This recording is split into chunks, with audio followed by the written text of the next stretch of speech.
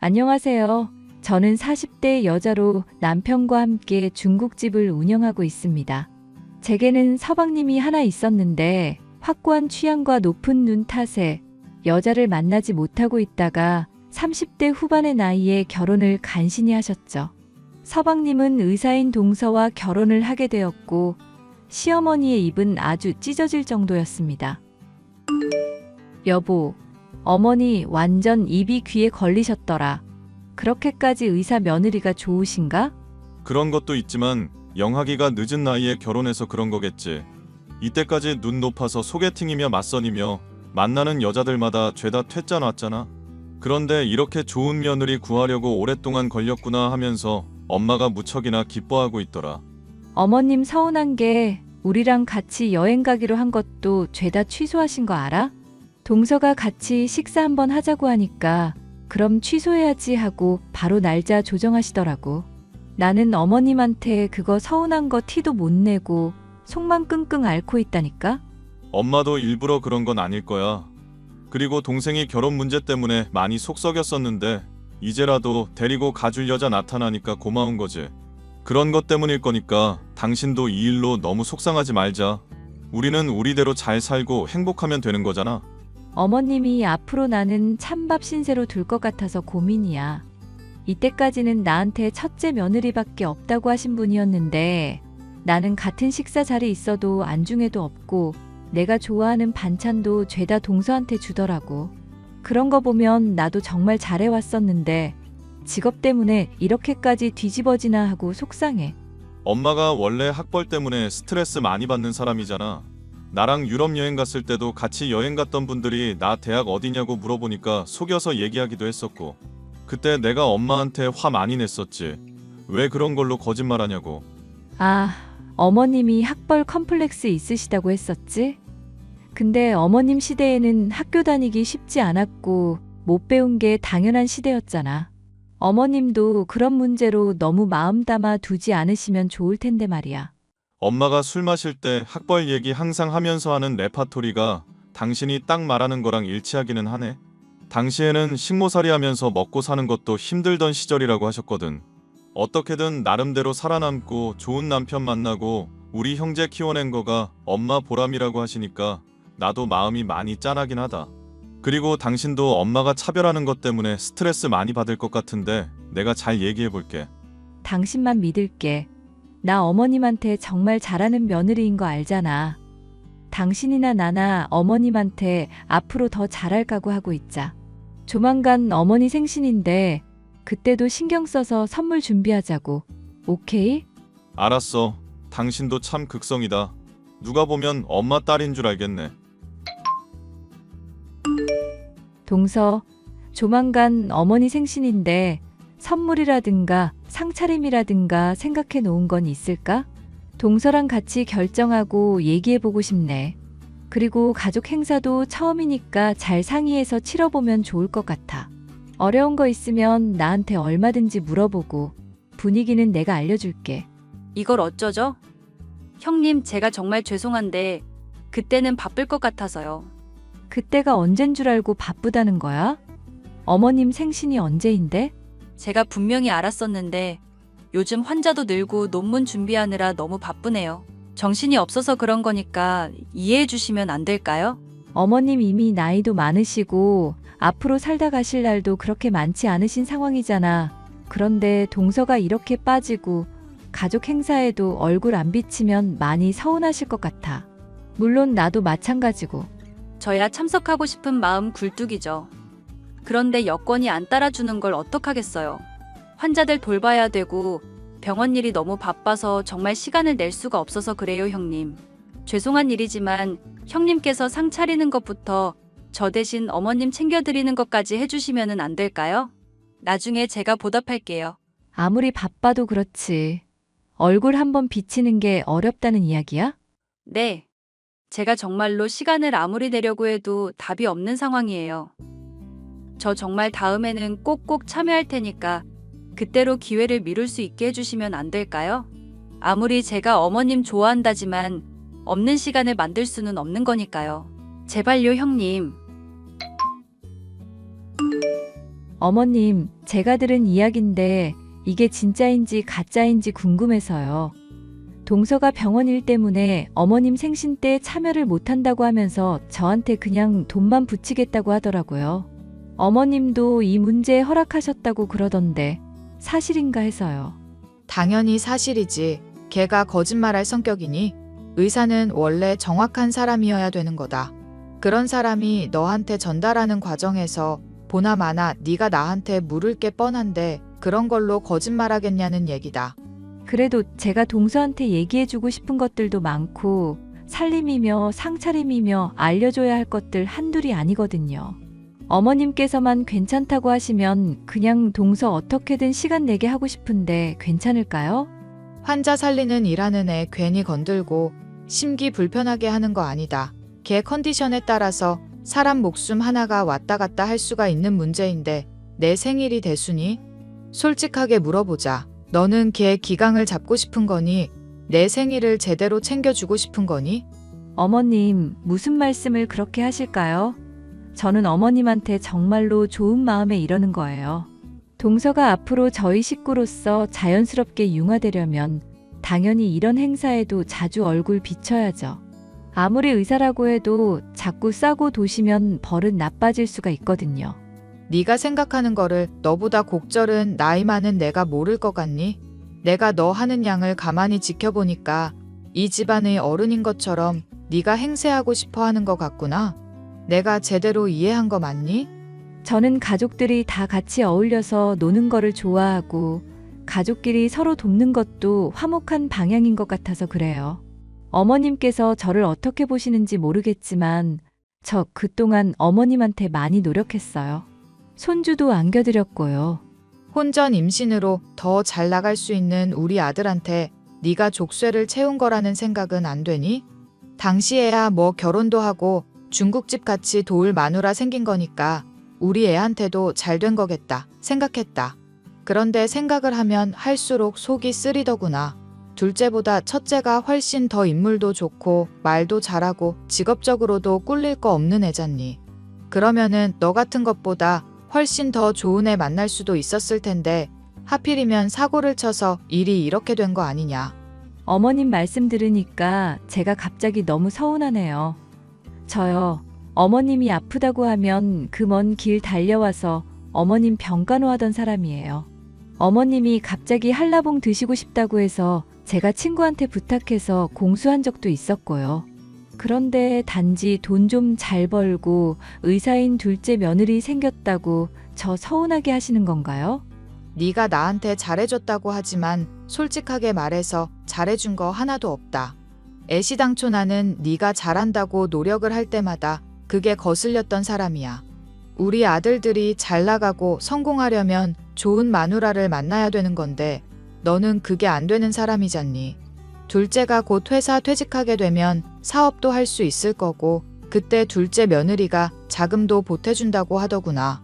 물론 개원부터 먼저 할 수도 있다고 하는데 어찌됐든 그 마음이 기특하지 않니? 그런데 너는 뭐냐? 동서가 저보다 혼수 더 많이 해왔고 서방님 사업 도와줄 수도 있다고 하니까 저도 기분이 좋네요. 그런데 저는 어머님한테 그동안 해왔던 헌신이 있잖아요. 그런 것들은 돈으로 매길 수 없는 거 아닌가요? 아무리 동서가 어머니 마음에 든다고 하더라도 아프다고 할 때 달려오지도 못할 사람이라고요. 네 얘기를 들으니까 내가 아프길 바라는 사람인 것 같구나. 왜 내가 죽기라도 했으면 좋겠니? 아파서 골골거려야 이제는 속이 시원하겠다. 이 말이니? 내가 아프면 의사인 둘째를 찾지 너를 찾겠냔 말이다. 어머님이 이렇게까지 동서 싸고 돌고 저한테 화내시는 이유가 뭔지 정말 모르겠어요. 저한테 서운한 거 있으셨어요? 그러면 솔직하게 얘기를 해주세요. 네가 한 얘기 다 들었다. 둘째 며느리 걔한테 나 살 날 얼마 남지도 않았다고 했다면서? 그런 식으로 시모 죽을 날만 계산하고 있는 애한테 내가 무슨 이야기를 하겠니? 그걸 그렇게 전달했어요? 저는 동서가 생신에 꼭 참여해서 가족들한테 얼굴 비치고 잘했으면 하는 마음에 그렇게 호소한 것뿐이에요. 어머님 죽는 날 계산하면서 기다리고 있는 못된 며느리 아니라는 거 어머님도 잘 아시잖아요. 설마 동서를 더 믿는 건가요? 이제 나는 너라는 사람을 못 믿겠다. 못 믿으니까 닥치고 있거라.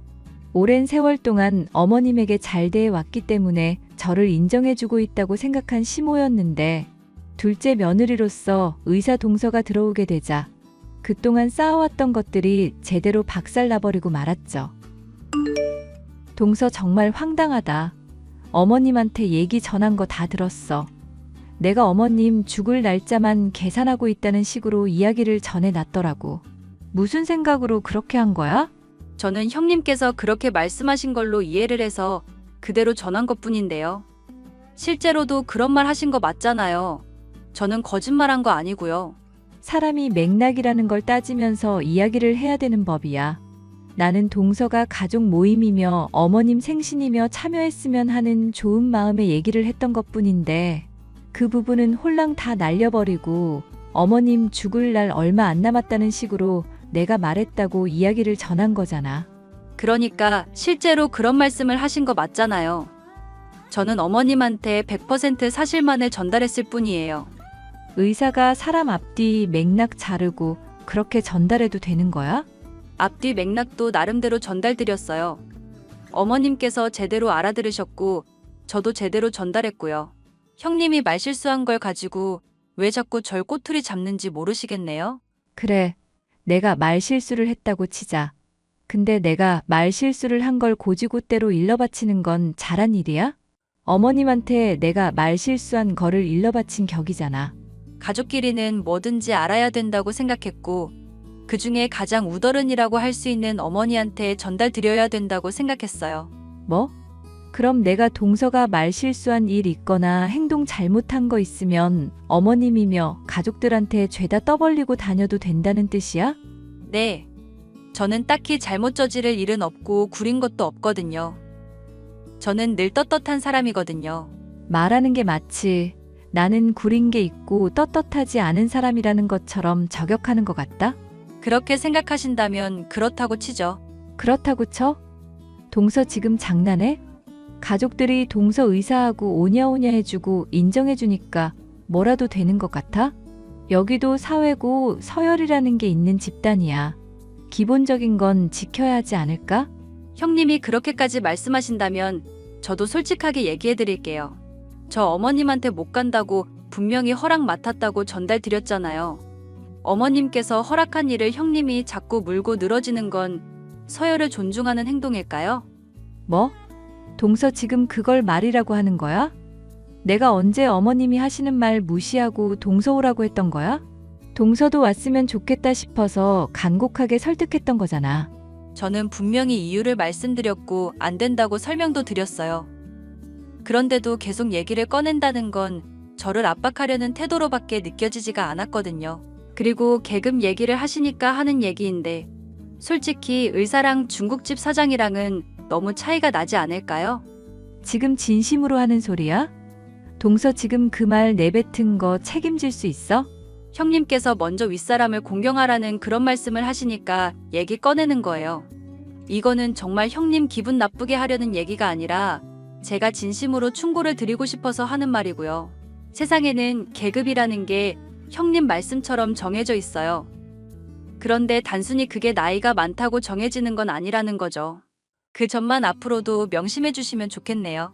야, 너 지금 했던 말 가족들 앞에서도 다시 그대로 할 수 있어? 네, 얼마든지 가능한데 제가 바빠서 가족 모임에 참여할 일이 있을지 모르겠네요. 어쨌거나 저쨌거나 그렇게 알아주셨으면 감사하겠습니다.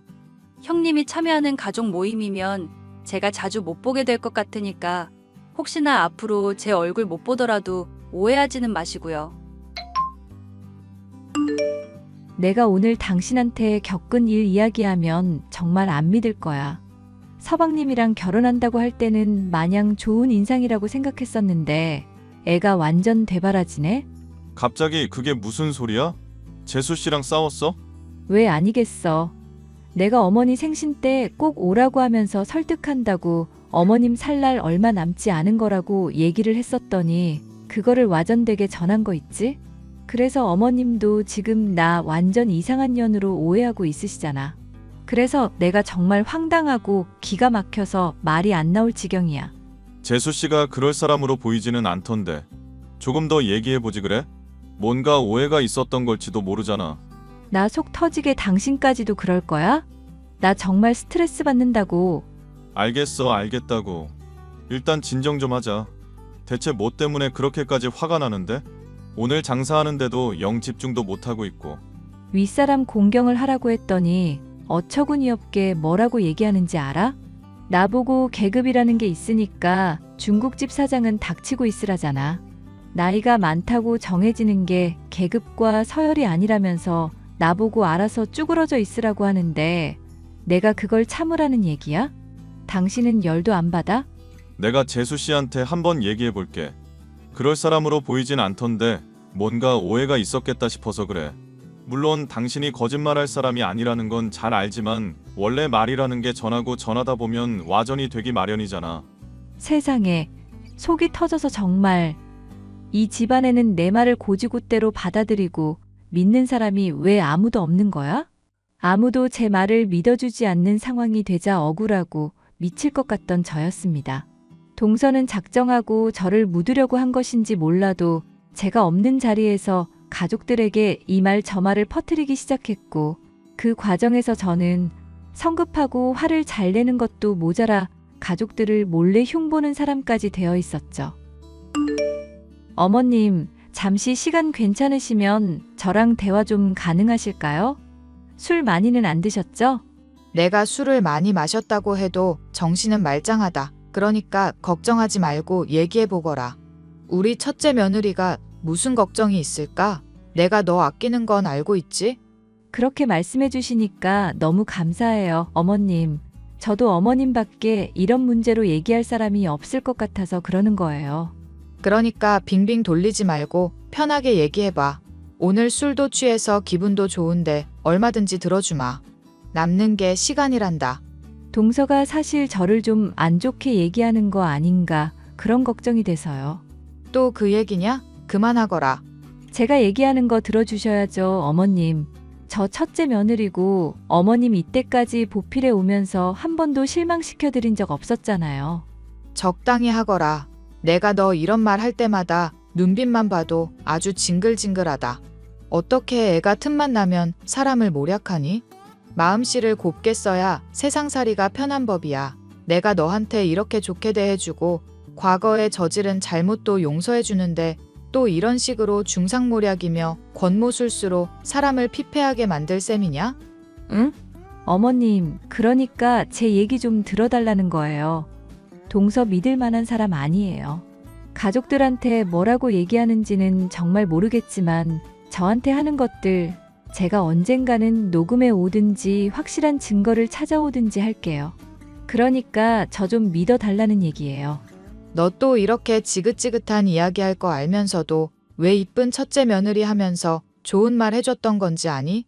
둘째 며느리가 제발 좀 너한테 신경 써달라고 용돈까지 주면서 나한테 사정사정을 하더라. 말은 나쁘게 해도 그럴 마음 절대 아니라면서 너 변호까지 했던 애야. 그런데 그런 애를 두고 또 지금 나쁜 소리를 하고 있는 게 누구냐 말이다. 동서가 정말로 그렇게 했다고요? 왜? 이제는 이시모가 하는 말도 못 믿겠다는 거니? 내가 없는 말이라도 지어낼 줄 알았니? 더 이상은 듣기 싫으니 가거라. 아니다, 내가 가마. 네 얼굴 꼴도 보기 싫다. 어머님! 동서, 난 동서가 어떤 사람인지 모르겠지만 정말 무섭다. 어디까지 내다보고 어머님을 구워 삶은 거야? 어머머, 저는 어머님한테 그냥 좋은 얘기했을 뿐인데요. 됐고, 우리 얼굴 보고 얘기하자. 나 동서한테 할 말이 아주 많으니까. 형님이랑 하고 싶은 얘기 없어요. 병원 일 때문에 가뜩이나 바쁜데 자꾸 심란하게 하지 마시고 그냥 장사 열심히 하시면서 어머님 잘 돌보시면 좋겠네요. 네가 헛소문 퍼뜨리고 나 나쁜 사람으로 만들고 있잖니. 그러니까 왜 가족 행사니 뭐니 하면서 억지로 사람 끌어들이려고 해요? 애당초 하지 마셨어야죠. 저는 그냥 제 나름대로 노력했을 뿐이고 제 나름의 방식으로 가족들과 잘 어울리려고 한 건데요. 만약에 돈 필요하다고 하시면 제가 용돈 정도는 드릴 수 있으니까 앞으로 가족 행사라든가 윗사람이니까 내 말 들으라든가 그런 얘기는 자중해 주셨으면 좋겠어요. 야, 나랑 잠깐 만나서 얘기 좀 하자고. 그럼 알아들은 걸로 알고 그렇게 부탁드릴게요, 형님. 저는 그날로부터 동서와 이야기를 하기 위해서 자주 연락도 하고 메시지도 보냈지만 묵묵부답인 동서였습니다. 너무나도 속이 터져서 서방님이라든가 남편에게 얘기를 해봤지만 바쁘니 그런 게 아니겠냐는 식으로 저를 오히려 이상한 사람 취급하니 정말 미칠 노릇이겠더라고요. 갑갑해하던 저는 어떤 방법이 있을까 고민하다가 동서의 얼굴을 제가 직접 찾아가서라도 봐야겠다 결심하게 되었죠. 즉흥적으로 떠올린 계획이었지만 괜찮다 싶어서 바로 서방님의 집으로 달려간 저는 차를 몰고 이동하려는 동서의 모습을 발견할 수 있었습니다.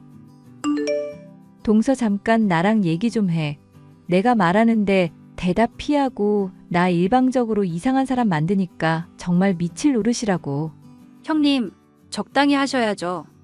왜 사람 질리게 자꾸 이러세요? 저 바쁘니까 저리 비키세요. 야, 네가 나 이상한 사람 만들어 놓은 거 원래대로 되돌려 놓으라고. 너 때문에 내가 요즘 미칠 노릇이라고 하잖아. 잠깐 시간 내는 것도 힘드니? 형님이랑 할 얘기 없다고 분명히 말씀드렸을 텐데요. 알겠어요. 지금 그러면 조용히 비키고 앞으로 제 성깔 안 건들겠다고 약속하세요.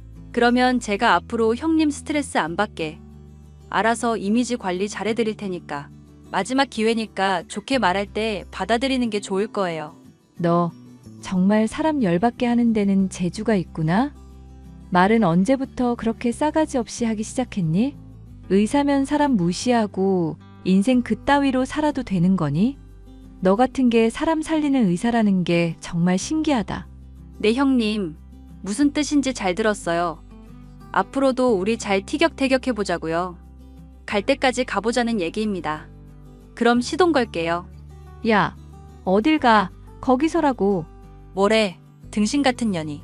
저는 머리끝까지 화가 올라 동서의 차를 뒤쫓아 달렸습니다.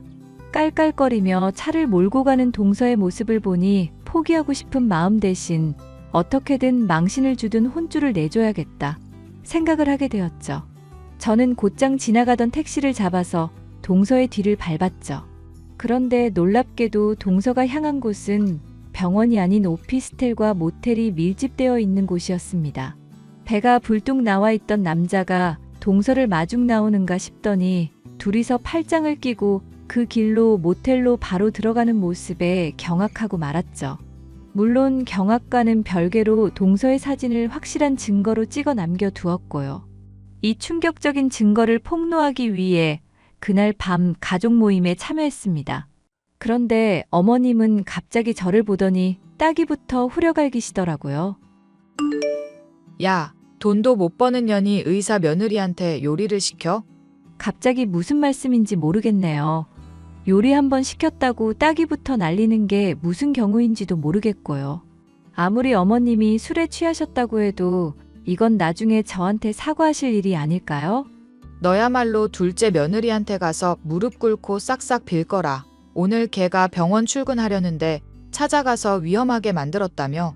가족 모임이며 행사며 내가 괜찮다고 하고 상 차릴 필요 없다고 하는데도 왜 자꾸 걔한테 요리를 시키는지 모르겠구나.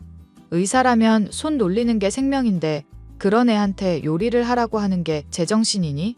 무릎은 어머님이 저한테 무릎 꿇고 싹싹 빌어야 될걸요? 아무리 사람이 의사면 뭐 하나요? 불륜을 저지르고 가족들 기만하는 인간인데. 이게 또 입으로 사람을 현혹하려고 닥치고 잘못했다고 인정이나 해. 어머님이야말로 이거나 보시라고요. 동서가 모텔에 남자랑 들어가는 사진이에요. 병원 출근한다는 동서가 왜 다른 남자랑 팔짱 끼고 대낮부터 모텔에 가는데요? 의사가 아니라 꽃뱀이나 술집 여자 아닐까요? 그렇게 몸 팔아서 번 돈으로 어머님한테 환심이나 샀겠죠. 너 이거 대체 어디서 났니? 동서, 아니 그년한테 따지려고 찾아갔다가 도망치길래 쫓아가서 얻은 증거들이에요. 이거 보고도 저만 일방으로 탓하실 거면 얼마든지 그렇게 하세요. 얼마 뒤 서방님을 비롯한 모든 가족들이 동서의 불륜을 알게 되었답니다. 가족들 앞에 불린 동서는 변명을 늘어놓다가 마침내 견디지 못하고 자신이 화류계 여성인 것을 털어놓았죠. 손님들과 매춘 행위를 하면서 의사로서 쓸만한 아이템들을 종종 쓸 때가 있었는데 서방님과의 맞선 자리에서 그것을 언뜻 보이는 바람에 오해를 사서 어쩔 수 없이 거짓말을 계속하다 일이 이 지경이 된 거라 했습니다. 형님, 어머님, 제가 정말 죽을 죄를 졌어요. 하지만 제가 그이 사랑하는 마음만큼은 진심이에요. 이번 일만 제발 용서해 주세요. 네? 제가 정말 어머님한테 그동안 잘했었잖아요. 내 눈앞에서 당장 꺼지거라. 이 요망한 년. 사이좋은 우리 가족 사이 그 새치여로 갈라놓으려 해놓고 기만질한 것도 모자라서 이제 와서 들켜놓고 용서를 해달라? 내가 살다 너 같은 년은 처음 보는구나. 당장 꺼져. 그이 얼굴 한 번만 보게 해주세요. 저 정말로 해명할 수 있어요. 서방님은 남편이랑 같이 잠깐 얘기하러 나갔어. 네가 저지른 잘못 인정한다면 순순히 꺼지기나 해. 그리고 이때까지 가족들한테 저지른 잘못들 절대 용서할 마음 없으니까 피해자인 척 울고불고 헛짓거리하지 말고. 제가 이렇게 사과하잖아요. 유종의 미는 거둘 수 있게 해줘야죠. 가족끼리 그래도 정이 있는데. 당장 사라져 이거사. 아니면 내가 죽여놓을 테니까. 아니다. 오늘 죽어봐라. 에라 이 망할 년. 아, 놓으세요. 놓으라고 이 아줌마야. 아, 결국 가족들 앞에서 모든 잘못을 폭로당한 동서. 시어머니에게 따귀를 얻어맞고 머리채가 쥐어뜯기는 것은 물론 집안에서 쫓겨나고 이혼까지 당하고 말았죠. 아무리 당시 술에 취해 있었고 저에게 오해가 쌓여 있었다지만 폭언을 한 것도 모자라 폭력까지 휘둘렀던 어머님. 저에게 그때의 일이 너무나도 미안하다면서 무릎을 꿇고 울고불고 사과를 하고 있으시답니다. 저야 당연히 괜찮다고 말씀을 드렸고 가족들이 모두 속아서 그랬던 것뿐이니 훌훌 털고 넘어가자고 했죠. 이 일로 인해서 서방님은 비록 상심이 큰 상황이지만 다른 가족들은 모두 더 끈끈해진 상황이랍니다. 제 말을 제대로 듣지 않고 믿지 않던 남편과 시어머니는 이런 일 뒤로 제 말이라면 껌뻑껌뻑 죽는 사람이 되었고요. 사연 마지막까지 들어주셔서 감사합니다. 저기, 나 할 말이 좀 있는데. 뭔데? 얘기해. 당신이 모르는 내 먼 친척 여동생인데 그동안 연락은 잘 안 하고 지내긴 했거든? 원래 지방에 살다가 애 중학교를 서울에서 보내고 싶다고 연락이 온 거야. 그런데 서울에 사는 다른 친척도 없고 서울에 집 구할 때까지만 잠깐 우리 집에 있어도 되냐고 연락이 왔어. 친척 동생? 내가 못 본 친척도 있어? 엄마 쪽 친척이긴 한데 촌수도 되게 멀고 자주 안 봐서 당신은 한 번도 못 봤지. 그런데 그런 먼 친척을 우리가? 사정이 좀 딱하기도 하고 엄마가 부탁을 하더라고. 어머니가? 걔가 이혼하고 혼자 딱하게 애 키우는 사정인데 그 하나 있는 자식 공부 좀 시켜보겠다고 서울 올라온다는데 올해도 아니고 잠깐이니까 당신이랑 얘기 잘해서 좀 받아주라고. 너무 갑작이라 나도 좀 혼란스럽네. 하루 이틀도 아니고. 나도 이렇게 갑자기 얘기하게 돼서 미안해. 그런데 애가 사정이 좀 딱해서. 그리고 애가 야물딱지고 빠릿빠릿한 애라서 같이 살아도 우리한테 막 민폐주고 그럴 타입은 아닐 거야. 당신도 오랫동안 연락도 안 했다면서 그런 건 어떻게 알아? 엄마가 그렇게 얘기해줬어. 그래서 얼마나 있어야 되는데? 2달 정도? 길면 3달? 그렇게 오래나? 남편도 없이 혼자 사는 애가 서울에서 혼자 집 구하기가 뭐 그렇게 쉽나? 둘이 오래 살 수 있는 괜찮은 집 천천히 찾아보는 게 낫지.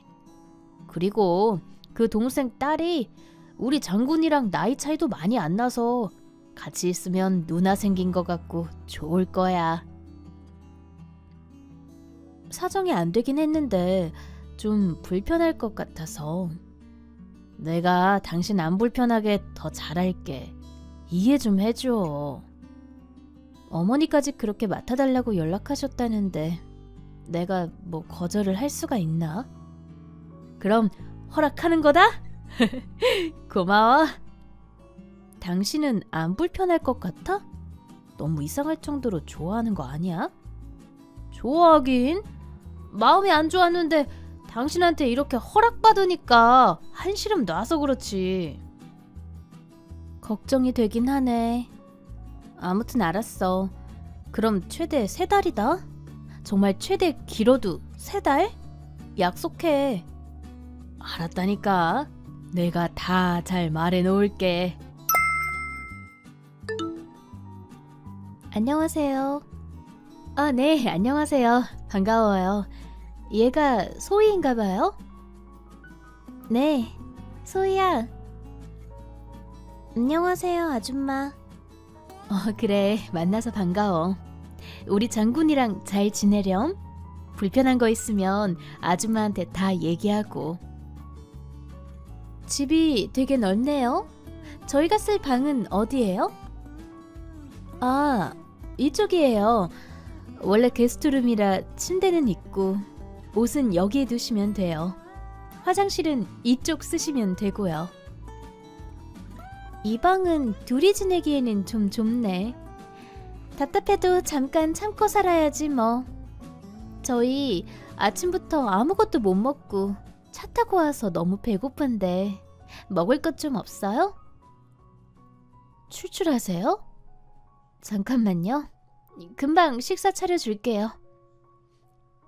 저랑 소희는 국 없으면 밥 못 먹거든요.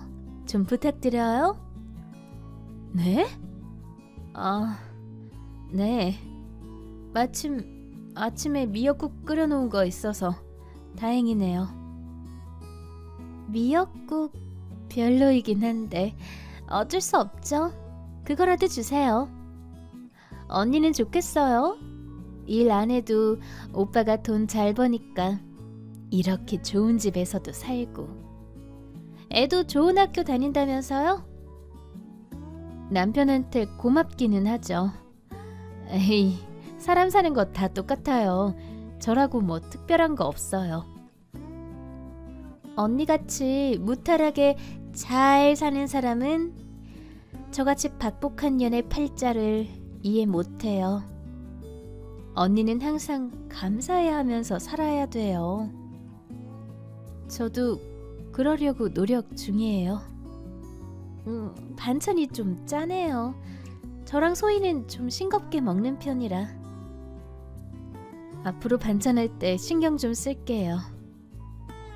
오빠는 몇 시에 와요? 퇴근하고 오면 한 7시 정도 집에 들어와요. 그럼 오늘 오빠한테 치킨 시켜달라고 해야겠어요. 치킨이요? 네. 제가 얘기해 둘게요. 아니에요. 제가 오빠한테 직접 전화할게요. 입맛에 안 맞아서 밥은 많이 못 먹겠네요. 치킨으로라도 때워야겠네.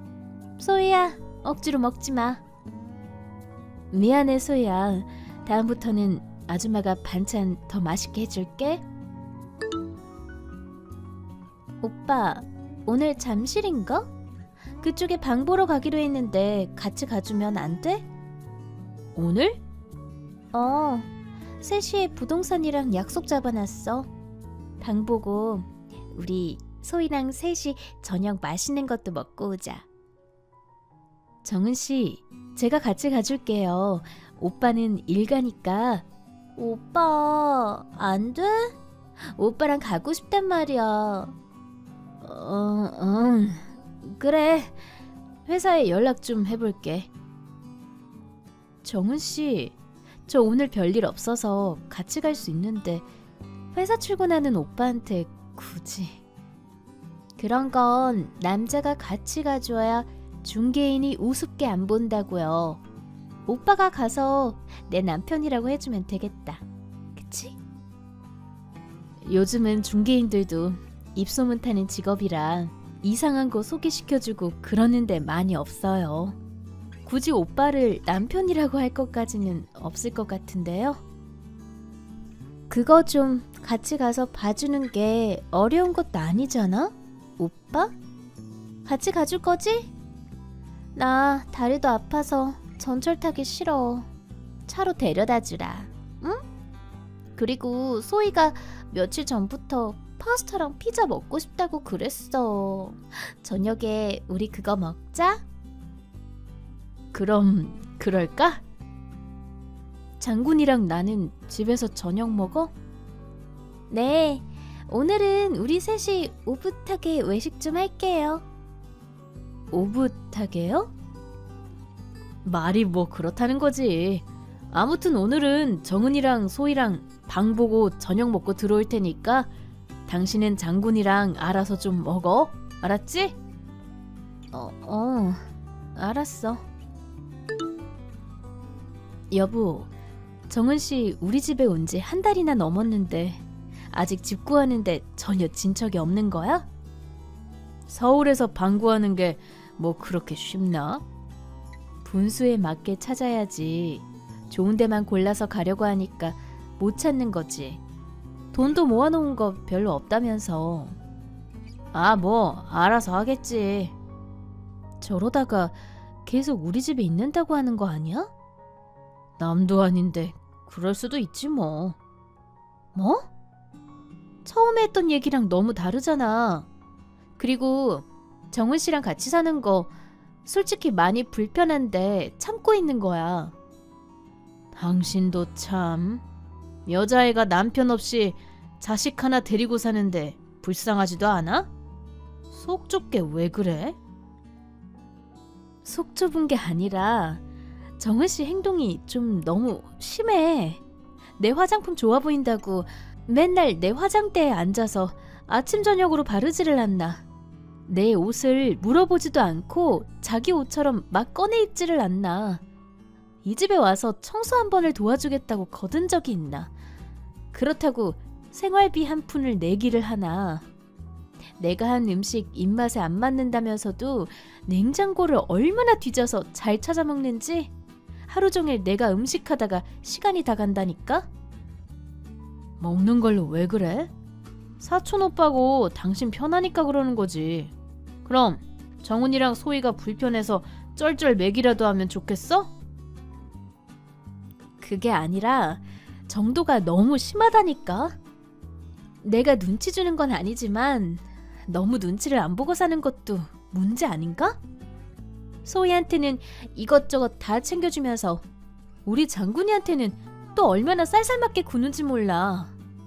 장군이도 말은 안 하지만 불편해하는 기색이 역력하고. 당신이 사소한 것까지 일일이 다 짚고 넘어가니까 애까지 닮는 거 아니야. 당신부터 조심해. 내가 이보다 뭘 얼마나 더 잘해야 되는데? 그리고 뭐만 하면 당신 옆에 붙어서 오빠 오빠 하고 콧소리 내면서 부르는 것도 솔직히 거슬려. 별게 다 거슬린다. 아무리 친척이라지만 왜 당신 팔짱을 끼고 TV 보면서 무릎 베게 해달라고 해? 그렇게 하는 게 정상이야?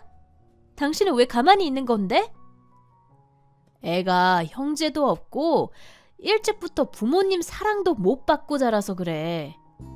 당신이 자꾸 받아주니까 더 그러는 것 같아. 선은 좀 지켜줬으면 좋겠어. 옆에서 보는 나랑 장군이 생각도 좀 해줘. 참나, 진짜 쓸데없는 소리하고 했네. 당신도 너무해? 왜 자꾸 나한테만 뭐라고 해? 입장을 바꿔놓고 생각해봐. 어느 날 갑자기 당신은 알지도 못하는 내 먼 친척이 와서 부비적거리면서 사는데 눈에 거슬리는 짓만 한다고 상상해보라고. 왜 그렇게 정은씨 편만 들어? 당신도 정은씨 들어오고 나서 너무 눈에 띄게 살갑게 굴잖아. 내가 옆에 있는데도. 편이 어디 있어? 진짜 그렇게 아무 말이나 하지 마. 당신이 이렇게 인정머리 없는 사람인 줄 이제야 알았다. 그만 얘기해. 여보. 여보, 내일 토요일인데 장군이 데리고 축구 연습장 좀 같이 가줘. 이제 시험 끝났는데 가서 스트레스 풀게 해줘야지. 내일? 안 될 것 같은데? 응? 왜? 약속 있어? 내일 오빠랑 소희랑 가평 놀러 갔다 오기로 했어요. 가평? 네, 거기 배 타고 들어가는 작은 섬이 있는데 그렇게 좋다면서요. 날씨도 좋은데 피크닉 겸 다녀오려고요. 당신 왜 나한테는 간다고 말 안 했어? 뭐 자고 오는 것도 아니고 차 끌고 가면 금방 갔다 오는데 뭐. 장군이 축구 연습장은 다음 주에 간다고 해. 그럼 나랑 장군이는? 주말인데 둘이 뭐 시켜 먹으면서 좀 있어. 정훈이도 서울 와서 계속 집만 보러 다니느라 서울 외곽에는 뭐가 있는지 아무것도 모르잖아. 당신은 많이 가봐서 갈 필요 없잖아. 그래서 당신이랑 정은 씨랑 소희랑 셋이 가겠다고? 그림이 좀 이상하잖아. 또 그런다. 정은이랑 소희도 듣는데 적당히 해. 그럼 장군이라도 데리고 가던지. 애 둘 데리고 가면 저 힘들어요. 아휴, 저도 간만에 오빠랑 데이트 좀 하고 올게요. 하루만 양보해줘요. 언니. 데이트요? 아, 말이 그렇다는 거지. 언니도 간만에 주말에 오빠 없을 때 자유부인 좀 느껴봐요. 제가 오빠 잘 챙길게요. 장군이가 시험 끝나고 아빠랑 논다고 기대하고 있던데 너무 서운해하겠다. 어떻게 걔 입맛에만 내가 다 맞춰줘. 아무튼 이번 주말은 그런 줄 알고 있어. 장군이한테는 당신이 말 좀 잘해주고. 하, 재미있겠다. 오빠, 내가 거기 근처 맛있는 집 찾아놓을게. 그래, 알았어. 여보, 이것 좀 봐봐. 이게 무슨 말이야? 뭐가? 현호 씨, 돈 고마워? 우리도 잘 지낼 테니까 찾지 마? 이게 뭔 쪽지야? 내가 묻고 싶은 말이야. 갑자기 오빠한테 현호 씨라고 부르는 건 뭐고, 돈 얘기는 뭐야? 정은 씨는 어디로 간 거고? 이게 무슨 일이야? 당신 왜 그래? 얼굴이 하얗게 질려갖고는 어디 아파? 머리가 어지럽네. 이게 뭔지 얘기를 해봐. 내가 모르는 뭔가가 있는 거야? 어? 답답하게 그러고 있지 말고. 당신한테 어떻게 얘기해? 무슨 일인데? 빨리 얘기해봐. 사실 정은이 사촌동생 아니야. 예전에 잠깐 만났던 여자야. 뭐라고? 다 당신 만나기 전이었어. 당신이 과거에 만난 여자를 우리 집에 데려와서 나랑 같이 살게 했던 거야? 미안해. 상황이 어쩔 수 없었어. 무슨 상황이? 소희가 있는 줄도 몰랐어. 그런데 어느 날 갑자기 연락해서는 내 애라고 책임지라고 그러잖아. 안 그러면 당신한테 다 알리겠다고. 뭐? 소희가 당신 애라고? 나도 진짜 모르고 살았어. 너무 당황스러웠다고. 당신 애까지 데리고 와서 우리 집에서, 장군이가 있는 우리 집에서 같이 산 거야? 당신 사람 맞아? 나도 어쩔 수 없었어. 어쩔 수 없었다는 게 변명이 돼? 당신이 나를 이렇게 철저하게 속이고 어떻게 이럴 수 있어? 미안해.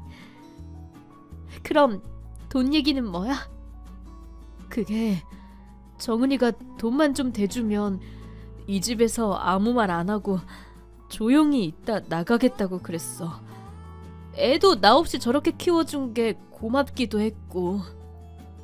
그래서 얼마를 줬는데? 2억. 너 아주 미쳤구나. 단단히 미쳤어. 소희가 내 눈앞에 보이는데 안 줄 수도 없었어. 당신도 부모니까 조금만 날 이해해줘. 그동안 걔 존재도 모르고 살아왔는데 지금이라도 이렇게라도 아빠 노릇 하고 싶었어.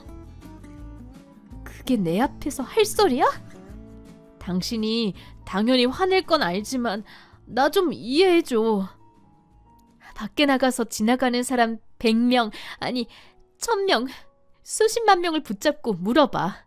이걸 이해해주는 사람이 있나? 한두 푼도 아니고 2억?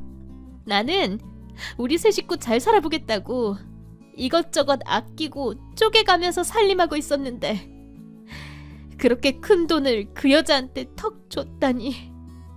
갑자기 내 인생 뭐로 쳐맞은 느낌이야. 그런데 이렇게 정은이가 쪽지까지 남기고 사라질 줄은 몰랐네. 분명히 당신한테 안 알릴 거라고 했는데. 할 말이 없다, 정말. 아, 일이 왜 이렇게 꼬이냐.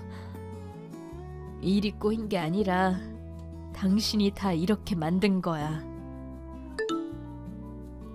이게 뭐야? 뭐긴 뭐야. 이혼 서류지. 이 정도 각오도 안 한 건 아니잖아? 이혼만큼은 안 돼. 나도 당신한테 말 안 하고 그냥 잘 넘어가려고 했는데 이렇게 된 거잖아. 그리고 과거 일이었는데 나보고 어쩌라는 거야. 적반하장도 유분수지. 그걸 지금 말이라고 하니? 정은이랑 소희도 없어졌는데 당신이랑 장군이까지 이럴 수는 없어. 절대 안 돼. 당신이 이렇게 나올 줄 알고 난 이미 변호사 선임까지 다 했거든? 당신 진짜 이럴 거야? 자, 이 서류 하나 더 보여줄게. 당신이 지금 손발이 없어지도록 빌어도 시원치 않을 마당에 이렇게 나올 줄 알고 하나 더 준비했어. 이게 뭐야? 당신이랑 소희 친자 확인서. 뭐? 그걸 왜? 당신 말 듣고 뭔가 이상하다 싶었어. 소희 아빠나 남편이 필요했으면 나한테 다 얘기하고 우리 둘을 이혼시키고 그냥 당신을 뺏어가면 되는데 왜 돈만 받고 그냥 도망치듯 가버렸을까? 당신은 이해가 안 되지 않았어? 그래서? 혹시나 소희 쓰던 칫솔이랑 방에 있던 머리카락 다 가져다가 검사해봤지. 당신이 직접 봐봐. 이게 무슨 뜻이야? 넌 그 머리로 회사 생활 어떻게 하니? 여기 이거 안 보여? 여기 이 숫자. 너랑 걔랑 친자가 아니라고. 뭐? 넌 그냥 애비도 모르는 자식 내세운 꽃뱀년한테 보기 좋게 당한 거라고. 그럴 리가 없어. 왜? 그때 걔가 너만 만났을 것 같아? 진짜 그럴 리가 없어. 나도 회의감이 느껴지네. 이렇게 어리석은 사람이랑 내가 애를 낳고 살았다니. 박정은 걔 그냥 네 자식도 아닌 애 데리고 와서 서울에 집 구하니 어쩌니 하면서 엉겨붙어 있다가 너한테 돈 받고 나른 양아치 년이라고. 그리고 너네 나 몰래 연애까지 했더라? 지난번에 차 블랙박스 돌려보니까 가관도 아니던데. 소희 나한테 맡겨놓고 혼자 집 보러 가니 어쩌니 하고 나갈 때마다 다 회사에 너 만나러 간 거더라고. 블랙박스에 담긴 너네 대화 내용 듣는데 아주 애틋해 미치겠더라. 왜? 과거 애인이 갑자기 나타나니까 마음이 꿀렁꿀렁해졌어? 그걸 당신이 어떻게... 그냥 너 없이 애 키워준 게 고마워서 예정 생각나서 그랬다면 집 내주고 돈만 줬으면 됐지. 감히 날 속이고 바람까지 피워? 그게 아니라 정은이가 자꾸 외롭다고 하니까. 외롭다고 해서 걔가 하고 싶은 대로 다 해줬어? 아주 대화가 너무 은밀하고 야릇해서 듣는 내내 스릴이 넘칠 지경이더라. 날 속이고 바람피니까 좋디? 난 그렇다 치자. 그년이랑 그렇게 사랑 속삭이면서 장군이 생각은 한 번도 안 했어? 장군이한테 미안하지도 않아? 그만해. 그런데 이제 어떡하니? 네 친자식도 아닌 애 불쌍하다고 2억이나, 그것도 고금리 대출받아서 주고, 사랑 타령하던 네 옛 애인은 그거 갖고 잠수를 타버렸는데, 그리고 조만간 너한테 있는 돈 없는 돈도 나한테 털릴 예정인데. 뭐? 내가 말했지? 이미 변호사 선임까지 다 했다고. 친자 확인서며 블랙박스, 통화 녹음한 거 다 증거 제출까지 마쳤어. 이건 1000% 귀책 사유가 너한테 너무 명확히 있어서 재산 분할은 물론이고 위자료까지 다 제대로 받을 수 있다네. 조만간 너 이 집에서도 나가야 할 거야. 변호사 말로는 네 가죽까지 벗겨먹을 수 있을 거라던데? 진짜 이렇게까지 해야 돼? 네가 나를 속이고 그년이랑 하하호호했을 거 생각하면 피가 거꾸로 뒤집혀서 살인 청부까지 해서 널 죽이고 싶지만, 정말 최소한 네가 우리 장군이 아빠니까 이 정도에서 끝나는 줄 알아. 장군이도 아직 아빠가 필요한 나이야. 아니, 너 같은 아빠는 없는 게 더 나아. 그런 걸 핑계로 다시 들러붙을 생각이라면 꿈도 꾸지 마. 여보, 정말 잘못했어. 한 번만 용서해줘. 과거에 했던 잘못은 되돌릴 수 없지만 그 잘못을 다시 여기까지 끌고 온 건 너야. 그러길래 적당히 했어야지. 변호사한테 연락할 거니까 핸드폰 잘 갖고 있고, 앞으로 어떻게 나한테 돈 줘야 되는지 계산기나 두드리고 있어. 참, 너 박정은 준다고 2억 대출까지 받았는데 골치 좀 썩겠다. 수고해. 제발. 넉넉히 받은 재산 분할금과 위자료, 집 등으로 저와 아들은 부족한 것 없이 잘 살고 있습니다. 전 남편은 시부모님 집으로 들어가 기생하며 낮에는 회사, 저녁에는 대리운전까지 뛰면서 온갖 고생을 하고 있다고 합니다. 아이를 앞세워 거짓말하고 돈을 뜯어간 전 여친은 경찰에 붙잡혀 사기죄로 복역 중에 있답니다. 알고 보니 이런 수법으로 당한 사람이 한둘이 아니었더라고요. 사기친 그 여자보다도 자신의 과거를 숨기고 정신 못 차리고 바람을 피웠던 전 남편한테 더 치가 떨리네요.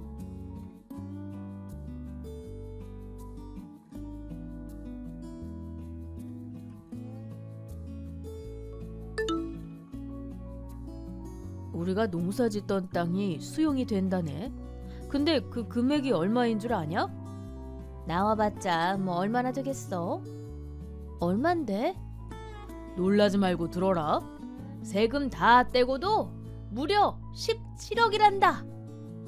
뭐? 17억이요? 다시 한번 잘 알아봐요, 아빠. 진짜 17억이에요? 그래, 아빠가 몇 번이고 확인했다니까. 정확히 세후 17억이래. 아이고 하나님, 부처님, 이게 웬일이래. 우리 로또 맞은 거나 침배 없다. 경사났네, 경사났어. 진짜 대박이네요. 아빠, 그 돈으로 뭐 하실 거예요? 서울에 있는 빌딩이라도 살 거예요? 아이고 딸아, 17억으론 서울에선 허름한 건물 정도밖에 못 산다. 아빠의 꿈의 궁전인 타워팰리스를 살까 한다. 타워팰리스? 잘은 모르지만 요즘 집값이 많이 올라서 17억 가지고는 안 되지 않아? 그렇지. 그래도 지금 집 팔고 대출 좀 끼고 하면 34평은 살 수 있을 것 같다. 아빠, 주상복합은 관리비가 많이 나온다고 하던데. 게다가 그곳은 대한민국 최고급 주상복합이라 우리 형편에 괜찮을까요? 아빠랑 엄마가 농사 지으며 하루 종일 일하던 가락이 있으니 서울 가서도 닥치는 대로 일할 거야. 내 나이도 있으니 늦게나마 꿈을 이뤄보고 싶구나. 그래요, 여보. 그동안 우리가 수고한 보상이라고 생각하고 그곳으로 이사합시다. 그래요, 아빠.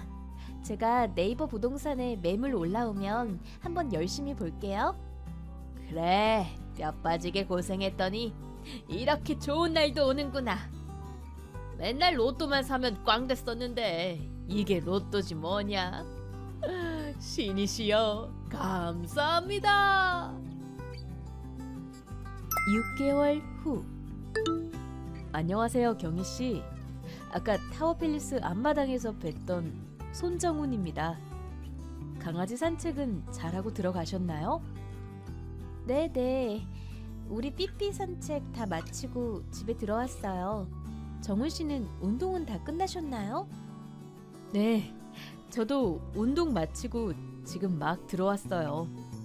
어둠 속에서 갑자기 전화번호를 여쭤봐서 깜짝 놀라셨죠? 네, 저도 삐삐도 깜짝 놀랐어요. 아이고, 죄송했습니다. 실은 도곡역 스타벅스에서 경희씨 처음 보고 너무 마음에 들어서 타워팰리스까지 따라오게 됐어요. 사시는 곳이 같은 아파트라 깜짝 놀랐네요. 전 이곳에 살게 된 지 3개월밖에 안 됐어요. 정훈 씨는 오래 사셨나 봐요? 네, 전 여기 첫 입주할 때부터 쭉 살았어요. 전 맨 꼭대기층 살아요. 어머, 거긴 122평 펜트하우스 아닌가요? 네, 맞습니다. 집이 넓긴 해요. 저 아기 때는 집안에서 길이 헷갈리기도 했던 기억이 나네요. 와, 엄청나시네요. 저흰 34평이에요. 아마 타워팰리스 1차에선 가장 작은 평수일 거예요. 그러시군요. 그게 뭐 큰 상관이 있나요? 같은 아파트 주민이면 연애할 때 더 좋죠 뭐. 연애요? 벌써 연애하는 건가요? 오늘 처음 배우는 걸요. 제가 별명이 불도저일 정도로 추진력이 좋습니다. 경희씨, 첫눈에 보고 반했어요. 진짜 후광이 비친다는 게 어떤 느낌인지 알았다니까요. 꼭 사귀고 싶습니다. 예스 해주세요, 경희씨. 조금 더 서로에 대해 알아보고 사귀어도 좋을 것 같아요, 정우씨. 전 중소기업에서 격리 업무하고 있어요. 아, 네. 전 롯데카드에서 근무하고 있습니다. 저희 부모님은 두 분 다 교수세요. 아버지는 건대, 어머니는 숙대 물리학과에서 일하세요. 같은 전공이시라 박사과정에서 만나서 연애하셨다고 들었어요. 와, 그렇군요. 전 물리는 젬병이었는데. 저도 물리학을 별로 안 좋아합니다. 문과 출신이에요. 저희 부모님은 서울 근교에서 농사 지으시다가 이곳으로 오시게 됐어요. 땅이 수용되어서 생각보다 많은 금액을 받게 되었거든요. 저희 아빠가 이곳을 예전부터 꿈의 궁전으로 생각하고 계셨다면서 아빠 소원풀이 하셨죠 뭐. 와, 특이한 루트이긴 하네요. 솔직히 요즘엔 여기보다 훨씬 좋고 비싼 아파트들도 많죠. 하지만 모든 서비스들이 고급스러워서 좋아요. 이곳에서 모든 걸 해결할 수 있으니 엄청 편하고요. 네, 이제 저희 집이 됐지만 아직도 안 믿겨요.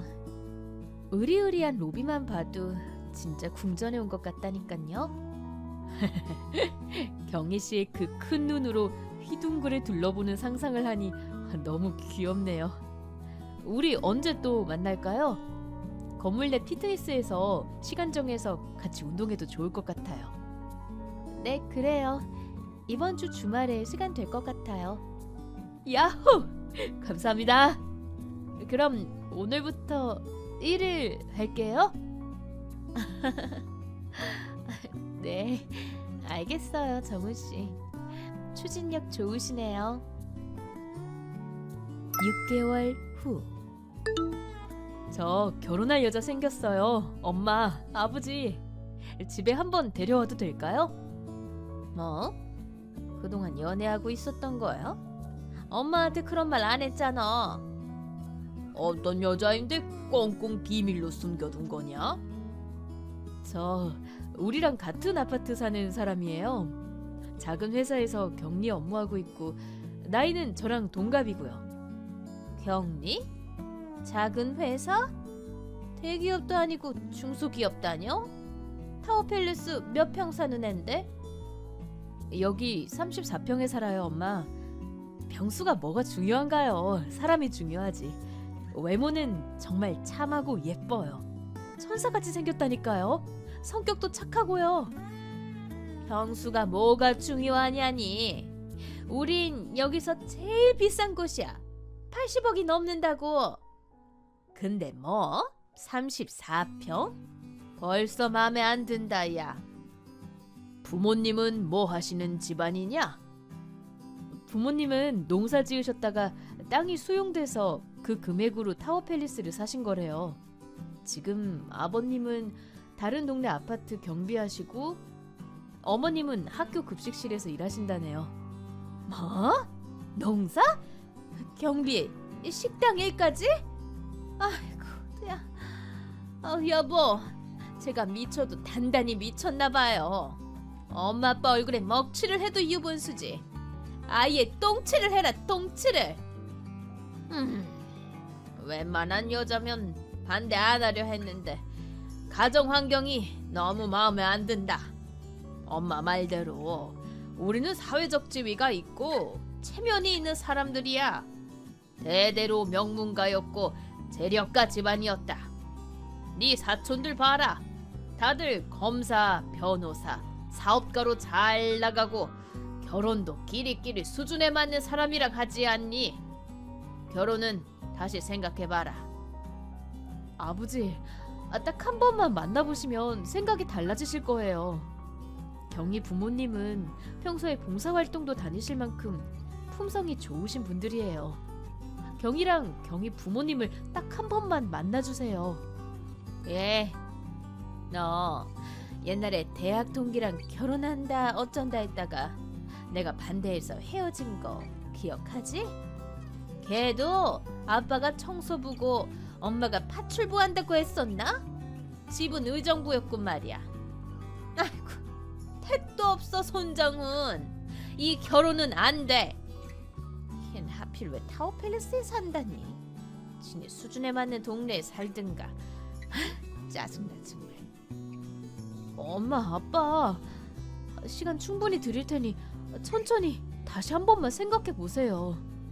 전 긍정의 답변 기다릴게요. 야, 택도 없어. 기다릴 필요도 없다고. 당장 헤어져. 결혼까지는 조금 시간이 필요할 것 같아, 경희야. 부모님들께서 반대하시는 거 맞지? 너무 서둘러서 그런 거야? 조금 더 만나보고 결정하라셔?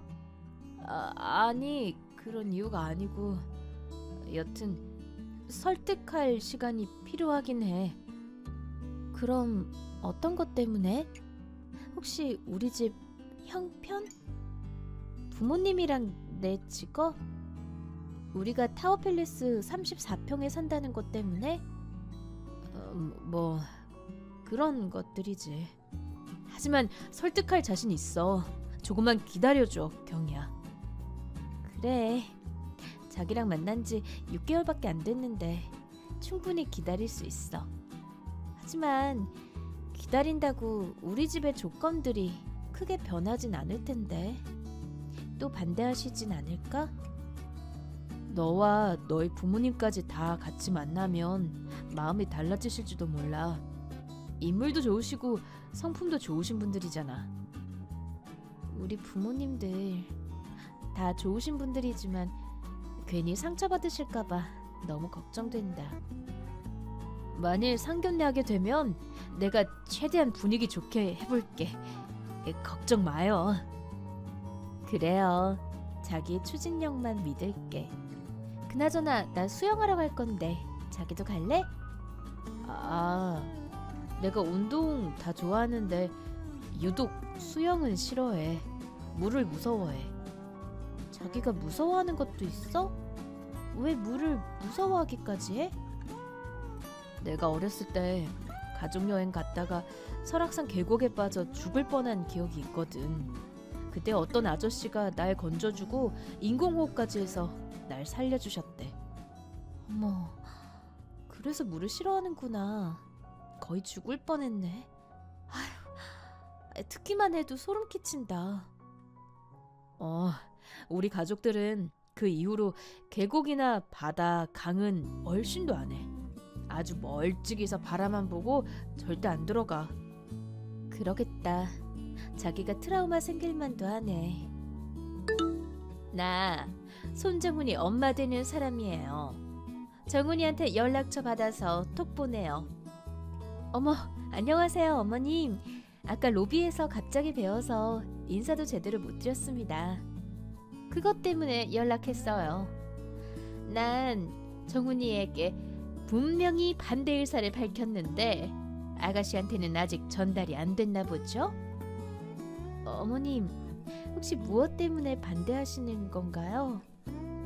우리 집안은 대대로 명문가 집안이에요. 우리 아들도 고위층 인맥 딸에게 장가 보내려 했단 말이에요. 사람은 비슷한 계층의 사람과 살아야 잘 사는 법이니까요. 근데 뭐 농사 짓고 경비 일에 식당 일하는 부모님? 아이고 아가씨, 택도 없으니 꿈도 꾸지 말아요. 어머님, 그래도 저희도 같은 아파트 살잖아요. 저희 세 가족 모두 성실하게 열심히 살아왔습니다. 폄하하지 말아주세요. 아주 당돌한 여자구만. 그래, 그렇게 뻔뻔하니까 부잣집 우리 아들을 꼬셨겠지. 여시처럼 말이야.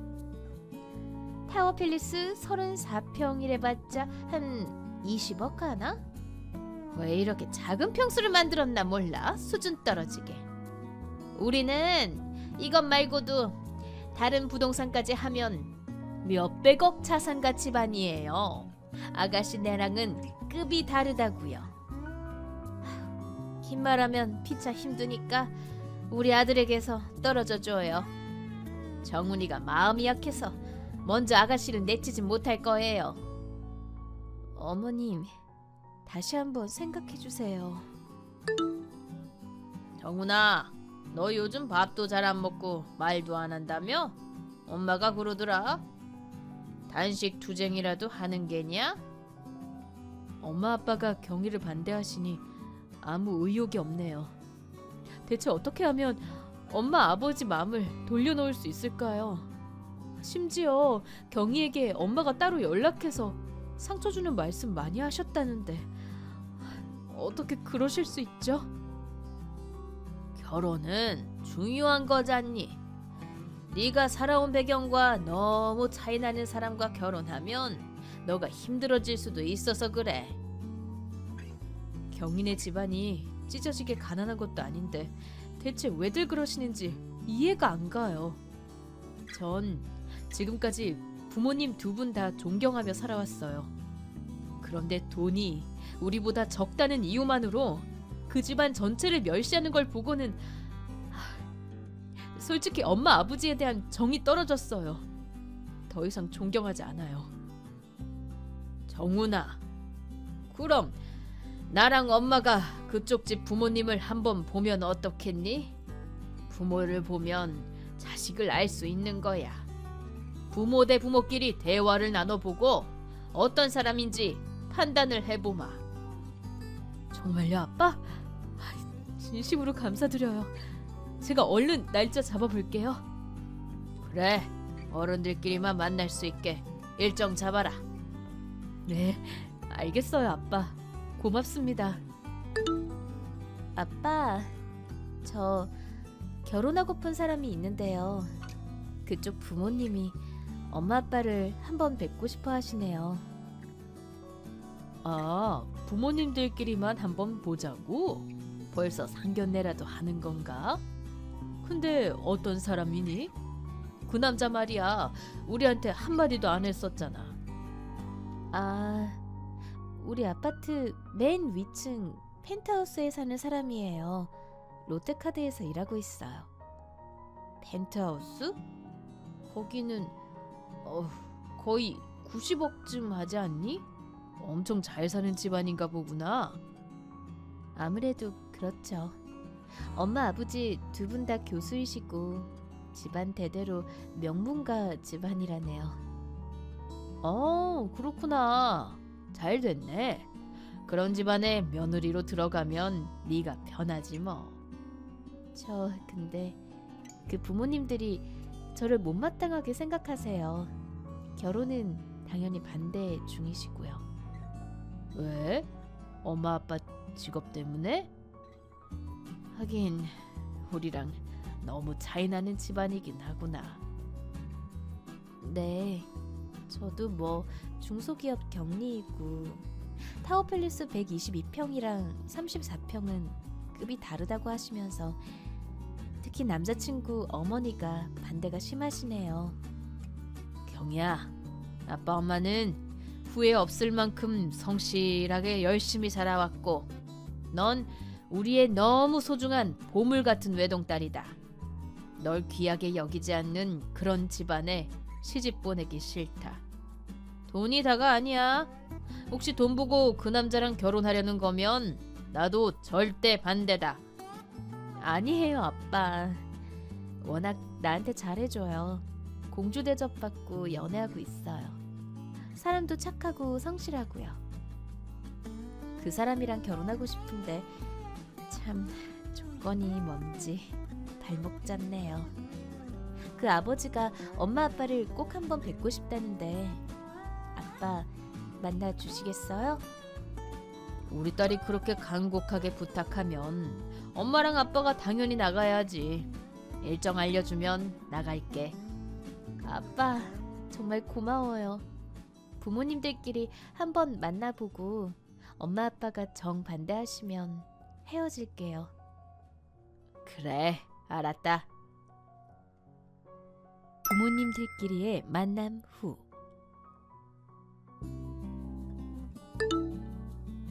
정훈아, 사돈 어른들 만나 뵙고 지금 엄마랑 집에 돌아왔다. 아직 회사지? 네, 아버지. 조금 이따 퇴근할 것 같아요. 어떠셨어요? 좋은 분들이죠? 정훈아, 놀라지 말고 들어라. 오늘 아주 귀한 인연을 만났구나. 30년 전에 우리 가족끼리 설악산 계곡 갔다가 네가 물에 빠졌던 거 기억하니? 네, 아버지. 그럼요, 기억하죠. 근데 그게 왜요? 그때 깊은 곳까지 수영해서 널 건져내고 인공호흡까지 해줘서 널 살려주신 분이 계셔. 알아요. 아버지가 말씀해 주셨잖아요. 경희 아버님이 바로 그분이었어. 널 살려주신 분 말이야. 네? 뭐라고요? 아빠, 지금 저 소름 끼쳐요. 아빠도 아까 뵙고 너무 놀랍더구나. 혹시 아닐까 해서 여쭤봤더니 설악산에서 아이를 구해주신 경험이 있는 그분 맞더구나. 아니 이런 우연이. 너무 감사하네요. 그때 당시 연락처를 받아서 한 번 정도 식사 대접한 적이 있어서 그분 얼굴은 또렷이 기억하고 있었지. 연락이 끊겨서 그 후론 뵙지 못했지만 말이야. 네 덕분에 다시 한번 감사 인사를 드릴 수 있게 되었구나. 너와 경희는 천생연분인 것 같다, 정훈아. 이 결혼 당장 진행시키자. 아버지, 정말 감사해요. 눈물이 다 나네요. 네 엄마도 동의했다. 조금 떨떠름해하긴 하지만 사돈 어른들이 워낙 품성이 좋으셔서 엄마 마음도 많이 누그러졌어. 더군다나 네 생명을 구해주신 은인 아니시니? 경희한테도 얼른 이 소식 전할게요. 많이 좋아할 거예요. 그래, 우리가 멀리 사는 것도 아니고 같은 아파트 사니 로비나 게스트룸 같은 곳에서 편하게 한번 보자고 말해라. 네, 알겠어요, 아버지. 다시 한번 감사드려요. 2개월 후. 경희양, 나 정훈이 아빠예요. 네, 아버님. 안녕하세요. 아까 로비에서 뵈어서 반가운 마음에 먼저 인사드렸어요. 어디 외출했다가 들어오셨나 봐요. 같은 아파트 사니까 자주 보고 장점이 많네요. 지금 정훈이 엄마랑 혼수 보러 백화점 들렀다 오는 길이에요. 아버님, 혼수는 제가 최대한 성의껏 해갈게요. 걱정 마세요. 아니에요. 특히 정훈이 엄마가 브랜드를 신경 쓰는 편이니 이대로 해오면 돼요. 그리고 돈은 아마 1억이 넘게 들 거예요. 내가 다음에 카드를 줄 테니 이걸로 결제하면 돼요. 아니에요, 아버님. 제가 대출을 받아서라도 해결해 볼게요. 이건 내 결혼 선물이에요. 우린 형편이 넉넉한 편이니 1억 정도는 충분히 줄 수 있어요. 지금까지 반대하며 모진 말 많이 해서 미안해서 주는 거예요. 경희 아버지가 우리 정훈이의 생명의 은인인데 이 정도 못할 거 없죠. 그리고 집도 걱정 말아요. 집도 정훈 씨랑 조그만 빌라에서 시작하기로 했어요. 열심히 부동산 다니며 알아보고 있어요. 정훈이에게 말을 안 해서 몰랐나 본데? 우리가 타워팰리스 90평짜리가 하나 더 있어요. 현재 월세 주고 있는데 곧 계약기간 만료이니 그곳을 신혼집으로 하면 돼요. 네? 감사합니다, 아버님. 이곳이 벌써 20년이 넘어서 구축이 되긴 했지만 살긴 정말 편해요. 건물 내에 없는 게 없으니까요. 90평짜리는 방도 4개니까 아마 아기 낳고 살기에도 편할 거예요. 이렇게 다 베풀어 주시니 감사할 따름입니다. 경희 씨 아버님을 내가 늘 찾고 싶었는데 이렇게 사돈의 연을 맺게 될 줄은 꿈에도 몰랐어요. 아마 이건 하늘의 계시인 듯하니 정훈이와 청생연분인가 봐요. 난 다른 거 바라는 거 없어요. 정훈이와 아기 낳고 오손도손 행복하게만 살아주면 더할 나위가 없겠어요. 정말 감사드립니다, 아버님. 제가 앞으로 며느리로서 잘할게요. 이로써 저희 집과 시댁, 친정이 모두 타워팰리스 1차 같은 건물에 살게 되었습니다. 결혼 후 떡두꺼비 같은 아들이 태어나자 시어머니도 이제 잘해주시는 편이고 시아버님의 사랑도 듬뿍 받고 있습니다. 평생을 부지런히 사신 부모님 덕분인지 제가 이렇게 큰 행복을 누리며 살게 됐네요. 수영 잘해서 물개라는 별명을 가지셨던 우리 아빠가 30년 전에 어떤 아이를 구해준 적이 있다고 말만 들었는데 그 아이가 제 남자친구일지 꿈에도 몰랐습니다. 저와 남편은 천생연분인가 봅니다. 앞으로 이 행복을 지키기 위해 더욱 노력해야겠습니다. 긴 글 읽어주셔서 감사합니다. 여러분들도 모두 복 받으시길 바랍니다.